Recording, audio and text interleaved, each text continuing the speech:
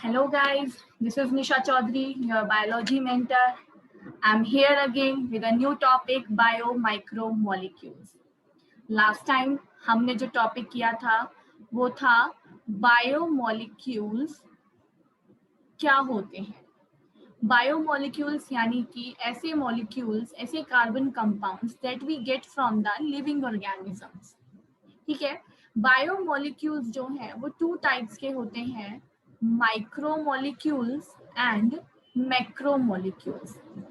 इन्हें हम bio micromolecules and bio macromolecules consider कर लेते हैं। सो बायो माइक्रोमोलिक्यूल्स वो मॉलिक्यूल हैं जिनका मॉलिक्यूलर वेट 18 to 800 डाल्टन की रेंज में होता है, एंड बायोमैक्रोमोलिक्यूल्स वो मॉलिक्यूल हैं जिनका मॉलिक्यूलर वेट above 800 Dalton है. So today we will start with biomicromolecules. Biomicromolecules. Bio means living. Micro means small. कितना small? 18 to 800 Dalton, यानी कि इनका मॉलिक्यूलर वेट 18 to 800 डाल्टन की रेंज में हो. ठीक है, ऐसे living molecules whose range considered in 18 to 800 Dalton, उन्हें हम बायो माइक्रोमोलिक्यूल्स कहते हैं या फिर माइक्रोमोलिक्यूल्स कहते हैं. बायो माइक्रोमोलिक्यूल्स, जब हमने मॉलिक्यूल्स को, बायोमोलिक्यूल्स को एनालाइज किया था तो हमें दो फ्रैक्शन मिले थे. पहला था acid soluble, that is filtrate, and the another one is acid insoluble, that is retentate. So biomicromolecules we get from the filtrate or acid soluble pool, and biomacromolecules we get from the retentate or acid insoluble pool. बायोमाइक्रोमोलिक्यूल्स के अंदर कौन कौन से molecules हम consider कर लेते हैं? Amino acids, lipids, sugars and nitrogenous bases. So let's talk about the amino acids first. Amino acids क्या हैं? अमाइनो एसिड ऑर्गेनिक कंपाउंड्स हैं. ऑर्गेनिक कंपाउंड्स हैं जिनके पास अमाइनो ग्रुप होता है, कार्बोक्सिलिक ग्रुप होता है, जो कि सेम कार्बन से अटैच है. यानी कि यहाँ पर amino group and carboxylic group attach to the same carbon, और इस कार्बन को हम कंसीडर करते हैं बेटा जी alpha carbon. So alpha carbon का मतलब यहाँ है क्या? Alpha carbon is the carbon to which functional group are attached. जिसके साथ फंक्शनल ग्रुप जुड़े हुए हैं वो अल्फा कार्बन है. ठीक है, अल्फा कार्बन के पास यहाँ और क्या होता है? एक हाइड्रोजन होता है और एक वेरिएबल साइड चेन होती है जो कुछ भी हो सकती है. ये हाइड्रोजन भी हो सकती है, ये मिथाइल भी हो सकती है, अल्कोहल ग्रुप भी हो सकती है. ये वेरी करती है. अलग अलग अमाइनो एसिड्स में ये जो साइड चेन है इट में वेरी. ओके, सो अमाइनो एसिड्स को हम सब्स्टिट्यूटेड मीथेन्स भी कहते हैं. क्यों कहते हैं सब्स्टिट्यूटेड मीथेन्स हम इन्हें? ठीक है, बिकॉज यहाँ पर 4 सब्स्टिट्यूटेड ग्रुप्स प्रेजेंट होते हैं. सब्स्टिट्यूटेड ग्रुप्स यहाँ पर प्रेजेंट होते हैं. So you all know about the structure of methane. One carbon atom is satisfied by 4 hydrogen atoms. Carbon की वैलेंसी 4 होती है, सो उसकी 4 वैलेंसी को सेटिस्फाई करने के लिए यहाँ पर 4 हाइड्रोजन एटम्स प्रेजेंट होते हैं. अब अगर इन्हीं हाइड्रोजन एटम्स को कोई और ग्रुप जो है वो सब्स्टिट्यूट कर देता है तो हम इसे सब्स्टिट्यूटेड मीथेन इजीली कह सकते हैं. ठीक है, सो यहाँ पर सब्स्टिट्यूटेड ग्रुप जो है वो अमाइनो ग्रुप होता है, कार्बोक्सिलिक ग्रुप होता है एंड एक वेरिएबल साइड चेन होती है. तो दोनों ही फंक्शनल ग्रुप के एक सेम कार्बन से जुड़े होने की वजह से अमाइनो एसिड्स को हम अल्फा अमाइनो एसिड्स कंसीडर कर लेते हैं. अगर हम बात करें कि भाई आर ग्रुप जो है, आर मीन्स यहाँ पर हमने क्या कहा है, आर मतलब एल्काइल ग्रुप हम यहाँ ले सकते हैं. ठीक है, या फिर हम यहाँ पर इसको वेरिएबल साइड चेन कह सकते वेरिएबल साइड चेन। अगर ये R हाइड्रोजन है, लाइक कार्बन, यहाँ पर हम ले लेते हैं NH2, यहाँ पर कार्बोक्सिलिक ग्रुप, यहाँ पर हाइड्रोजन। अगर हम यहाँ पर हाइड्रोजन ले लेते हैं variable side chain, so this amino acid will be glycine. So अगर इसी वेरिएबल साइड चेन को हम मीथेन के साथ, मिथाइल ग्रुप के साथ सब्स्टिट्यूट कर देते हैं तो हम इसे क्या कहेंगे? एलेनिन कहेंगे। ठीक है। नेक्स्ट, अगर इसी वेरिएबल साइड चेन को हम CH2OH के साथ सब्स्टिट्यूट कर देते हैं, देन इट इज सीरीन। यानी कि यहाँ पर हम कह सकते हैं कि based on the nature of R groups there are many amino acids. Based on nature of R group, there are many amino acids. So here you see कि अगर हाइड्रोजन है तो it may B glycine, methyl है तो it may B alanine, अगर CH2OH है तो it may be serine. Okay. So nature के अंदर more than 300 amino acids present है। More than 300 amino acids are present in nature. ठीक है। अब अगर हम इनको क्लासीफाई करना चाहें, अगर हम अमाइनो एसिड्स को क्लासीफाई करना चाहें, इनकी क्लासिफिकेशन करना चाहें, तो हम किस बेसिस पे कर सकते हैं? सबसे पहले तो हम अगर इनकी क्लासिफिकेशन करेंगे तो वो इनकी सिंथेसिस के बेसिस पे करेंगे।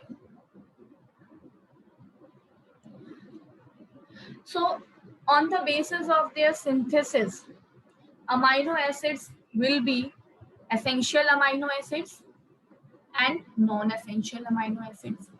ओके। एसेंशियल अमाइनो एसिड्स कौन से होते हैं बेटा? जो हमारी बॉडी खुद से सिंथेसाइज नहीं करती है, जो हमारी बॉडी खुद से सिंथेसाइज नहीं करती है, उन्हें हम एसेंशियल अमाइनो एसिड्स कहते हैं।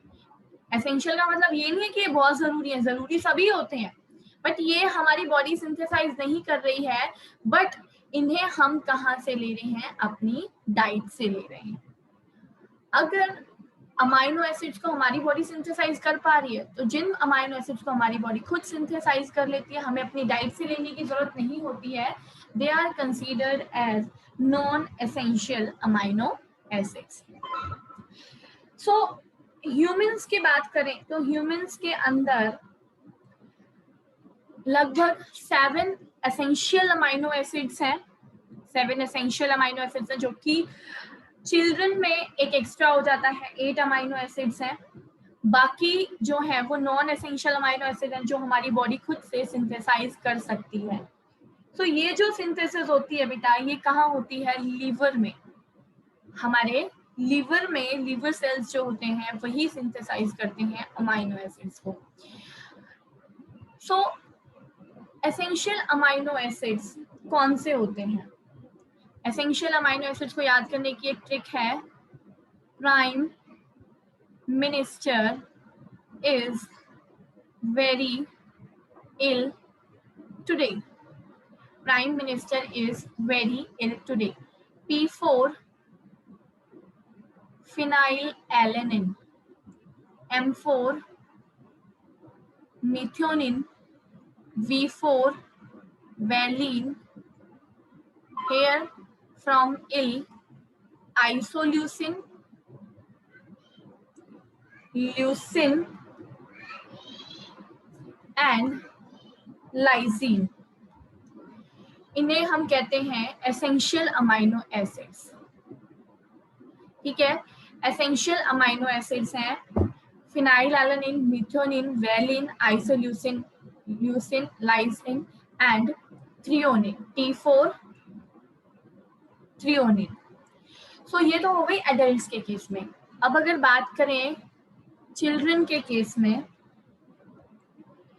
तो चिल्ड्रन के केस में ट्रिप्टोफैन जो है is also considered as essential amino acid. As children की बॉडी जो है वो ट्रिप्टोफैन भी नहीं बना सकती है, वो भी उन्हें जो है अपनी डाइट से लेने पड़ते हैं। नेक्स्ट है non essential amino acids. So non essential amino acids यानी कि जो हमारी बॉडी में लीवर में सिंथेसाइज हो सकते हैं, like glycine, like alanine, serine, arginine, वो हम कंसीडर करते हैं non essential amino acids. Now a third category is also there, that is semi essential amino acids.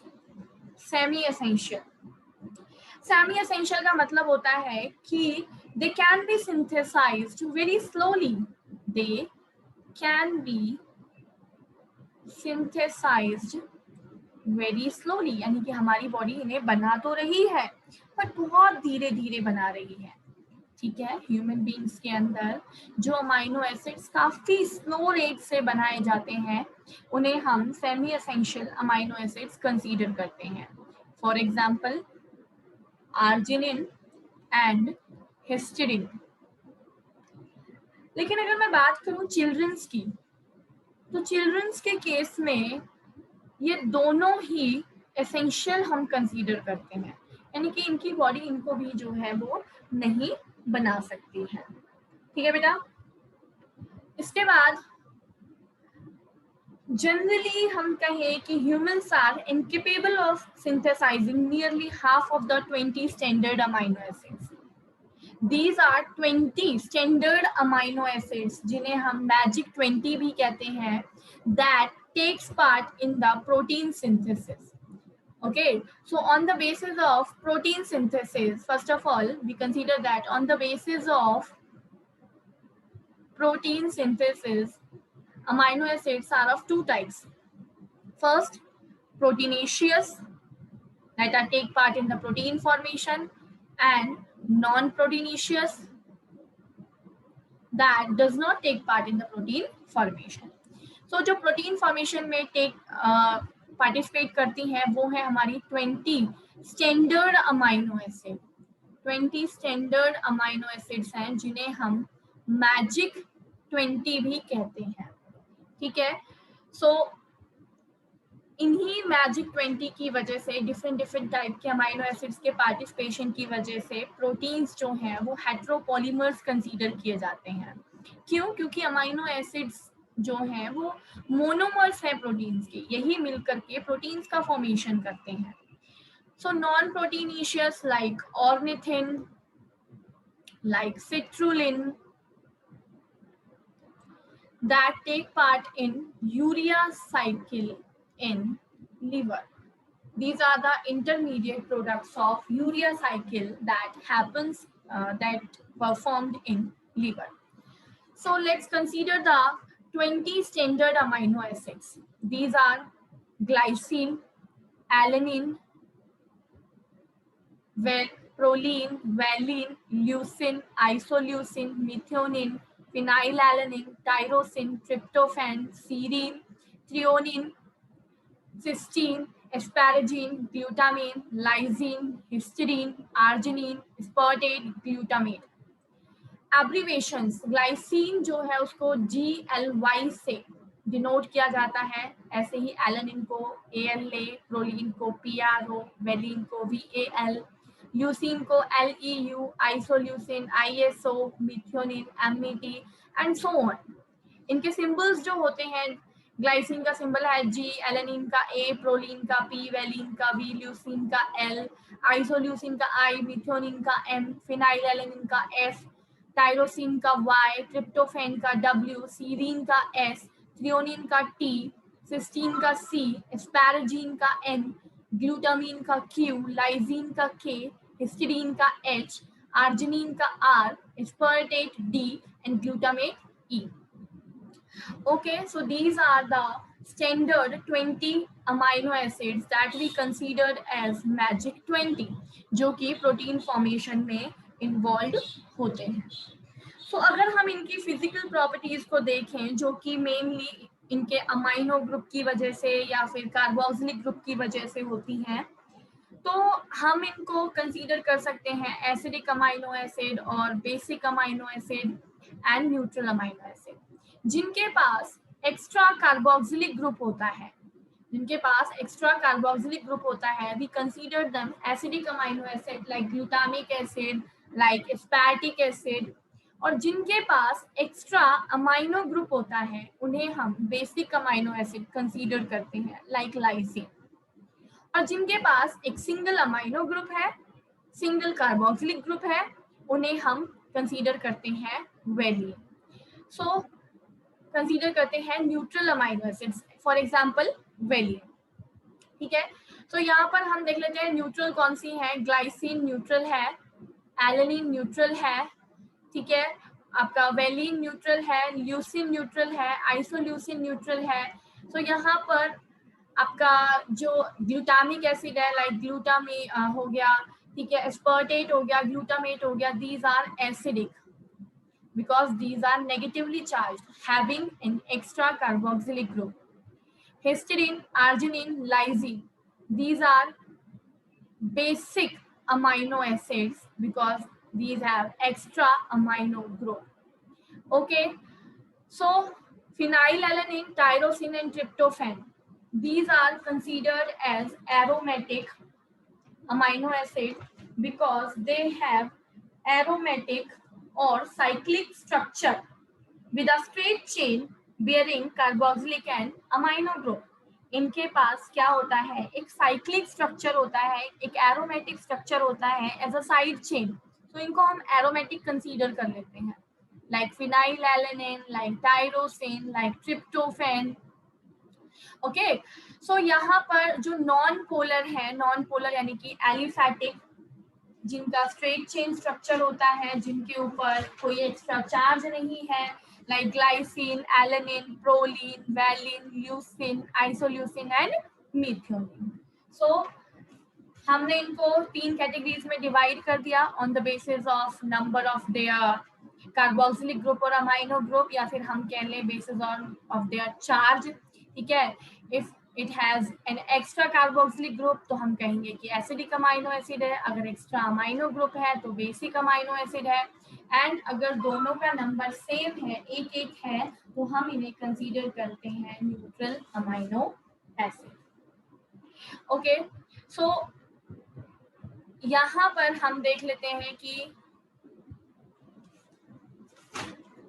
Simplest amino acid इनमें से कौन सा है। Glycine is the simplest amino acid and most complex कौन सा है, this is tryptophan, most complex. ठीक है, this is tryptophan and imino acid is proline, amino acid, proline is amino acid, and double amino acid that is cysteine। जब दो cysteine मिलते हैं, cysteine plus cysteine, ये क्या बना देते हैं, सिस्टाइन बना देते हैं। सिस्टाइन पोस्टीरियर पिट्यूटरी के हार्मोन्स में प्रेजेंट होता है।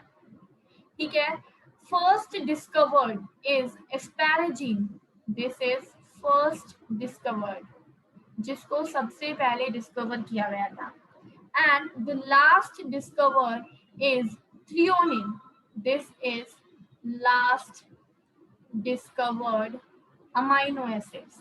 ओके, नाउ हम देखते हैं यहाँ पर कि सल्फर कंटेनिंग कौन से हैं, ऐसे कौन से अमाइनो एसिड्स हैं that have sulphur. These are cysteine and methionine, cysteine and methionine have sulfur. Okay, cysteine sulfur containing है, methionine this is also sulfur containing amino acid. After that, alcoholic amino acid that having the hydroxyl group like serine, this is also alcoholic amino acid, and threonine, threonine is also alcoholic, and aromatic में आपका phenylalanine हो गया, tyrosine हो गया, tryptophan हो गया। ठीक है, सो यहाँ पर स्ट्रक्चर देखें तो अगर यहाँ मिथाइल ग्रुप है तो एलेनिन, ठीक है, और ये वेरीन का स्ट्रक्चर हो गया। यहाँ पर जो वेरिएबल साइड चेन है उसकी जगह पर हमने क्या ऐड कर दिया है, CH के साथ CH3, दिस इज ल्यूसीन। अगर सिंपलेस्ट की बात करें तो अगर यहाँ पर हाइड्रोजन है तो this is glycine and sulphur containing methionine, okay, and aromatic आपका ट्रिप्टोफैन हो गया, this is cyclic chain, side chain, phenyl alanine हो गया। Proline is imino amino acid having the imino group. Arginine extra amino group, so this is basic in nature, okay, and tyrosine, this is aromatic, tryptophan aromatic, histidine, this is alcoholic, and glutamic acid, this is acidic in nature, ठीक है, so cysteine sulfur containing, so these are the 20 standard amino acids. Amino acids जो होती हैं इनका ionisable nature होता है। Ionisable nature होने की वजह से अगर इनको अलग अलग पीएच पर रखा जाए तो इनका जो स्ट्रक्चर है वो चेंज हो जाता है। अलग अलग पीएच पर रखने की वजह से इनका जो स्ट्रक्चर है वो चेंज हो जाता है, ठीक है। सो इन्हें हम ज्विटर कंसीडर करते हैं। ज्विटर आयन का मतलब होता है dipolar ion, means having both the charge, positive charge as well as negative charge. So at pH the amino acid act as Zwitter ion is known as isoelectric point. उसे हम क्या कहते हैं, isoelectric point कहते हैं, ठीक है। ये अमाइनो एसिड्स जो होते हैं they are amphoteric in nature, यानी कि ये acid as well as base दोनों तरीके से एक्ट करते हैं। Amino acids can make the polypeptide chain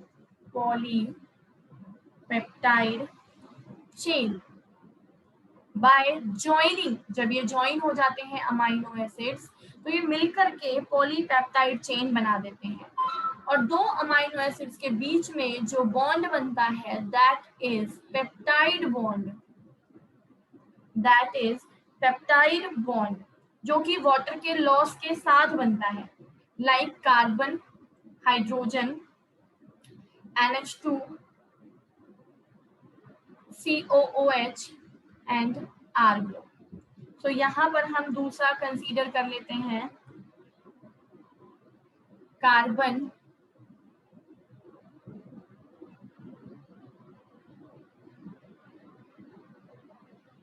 hydrogen, R group, COOH and NH2।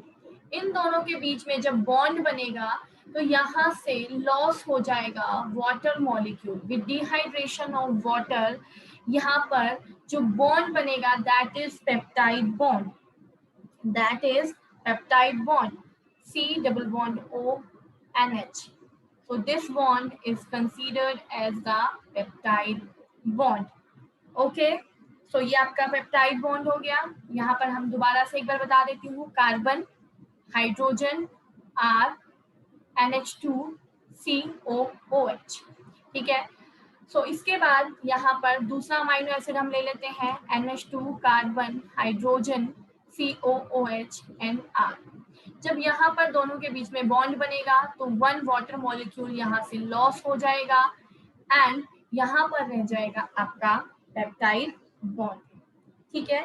So amino acids जो हैं these are the monomers of proteins, जो मिलकर के प्रोटीन्स का फॉर्मेशन करते हैं with the help of peptide bond. इनको ज्वाइन करने के लिए कौन से बॉन्ड की फॉर्मेशन होती है, पेप्टाइड बॉन्ड की फॉर्मेशन होती है विद लॉस ऑफ वाटर और with dehydration. So that's it for today. Next time we will consider a new topic. Goodbye.